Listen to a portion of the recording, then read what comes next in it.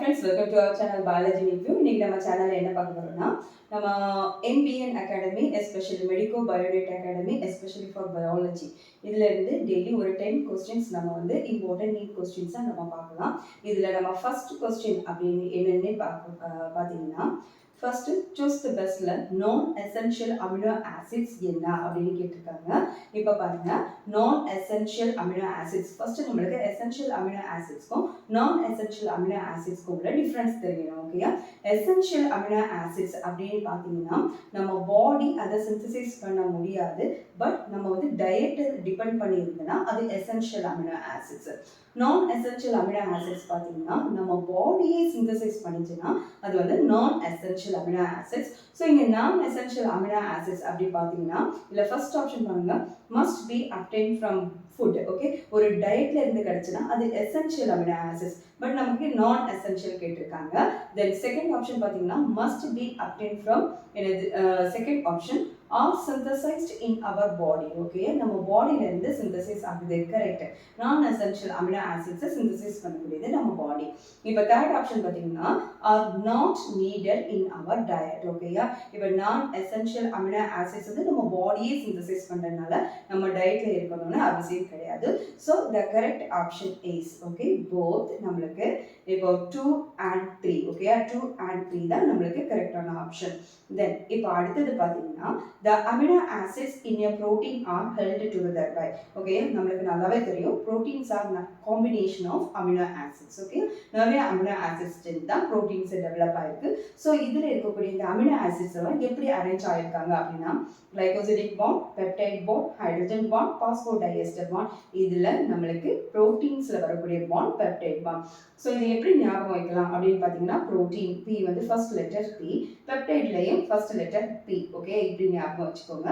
தென் அடுத்தது பார்த்தீங்கன்னா which protein is found in maximum amount in biosphere. பயோஸ்பியர்ல எந்த புரோட்டீன் ரொம்ப நிறைய இருக்குன்னு கேட்டிருக்காங்க. Collagen, glut, oxidases, RuBisCO.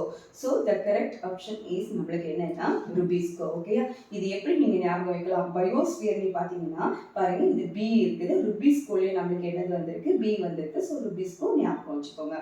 தென் அடுத்தது பார்த்தீங்கன்னா the human structure represents a monosaccharides known as monosaccharide. இப்போ இந்த இமேஜ் வந்து ஒரு மோனோசாக்கரைடை நம்மளுக்கு ரெப்ரசென்ட் பண்ணுது.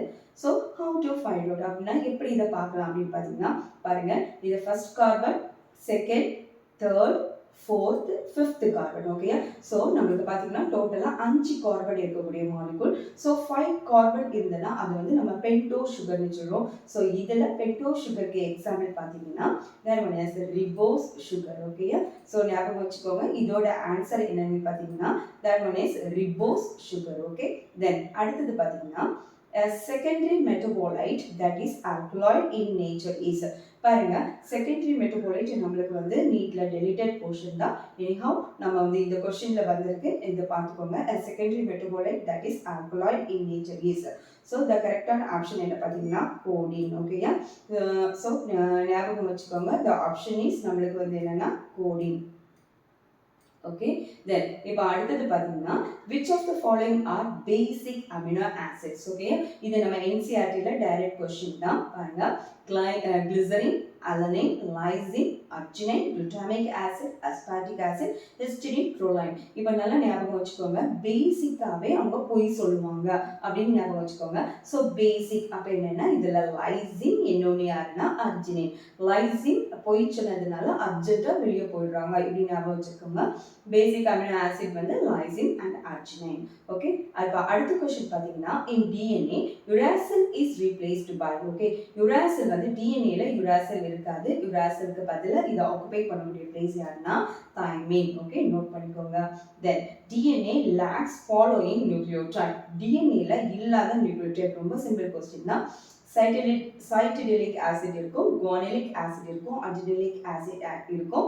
So uridine. ஓகே, யூரிடிலிக் ஆசிட் இதில் இருக்காது. So the correct option is number 4.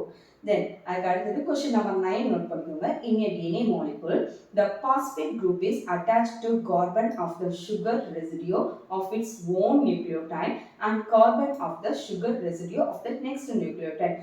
இப்போ வந்து ரெண்டு கார்பன், அந்த கார்பன்ல இந்த சுகர்ல உள்ள கார்பன் கூட இந்த ஃபர்ஸ்ட் நியூக்ளியோடைடும் ரெண்டாவது பெண்டோ சுகர் உள்ள இந்த நியூக்ளியோடைடும் எப்படி ஜாயிண்ட் ஆயிருக்கும் அப்படின்னு பார்த்தீங்கன்னா எப்பவுமே ஞாபகம் வச்சுக்கோங்க 5 prime to 3 prime. ஓகேயா?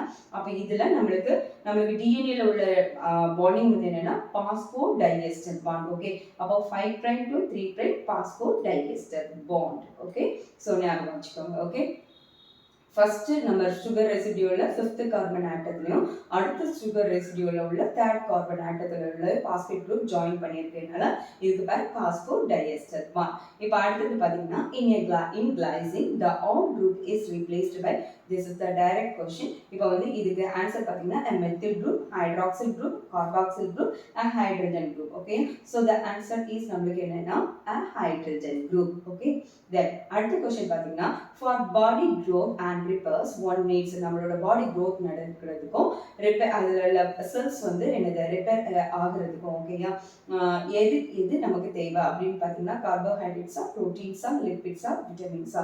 ஸோ வந்து growth and repairனு சொன்னாலே நம்மளுக்கு ஞாபகம் வந்துருன்னா that one is proteins. Okay, then அடுத்தது பார்த்தீங்கன்னா நம்மளுக்கு கொஸ்டின் நம்பர் 12 பார்த்தீங்கன்னா which of the following amino acid is essential.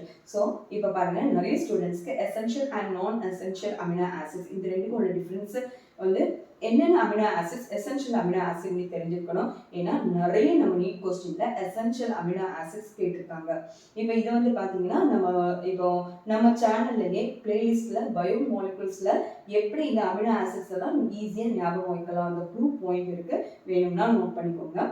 Which of the following amino acid is essential? Okay, இதுல பாருங்க alanine, glycine, tryptophan, நம்மளுக்கு வந்து என்னது டைரோசின். ஓகேயா, இதுல யார் நம்மளுக்கு எசென்ஷியல், இது வந்து நம்மளுக்கு படிச்சாதான் நம்மளுக்கு ஞாபகம் இருக்கும், ஞாபகம் வச்சுக்கோங்க. ட்ரிப்டோஃபான், மீதி மூணுமே நம்மளுக்கு வந்து நான் எசென்ஷியல்ல வரும். Okay, starving person will first use, ஒரு ஸ்டார்விங் பர்சனுக்கு ஃபர்ஸ்ட் அவங்க பாடி எதை யூஸ் பண்ணும் அப்படின்னா ஃபேட்டா, பிளட் ப்ரோட்டீனா, மசல் ப்ரோட்டீனா, கிளைகோஜனா. ஓகே, glycogen தான். ஓகேயா, then which amino acid is non essential for human body.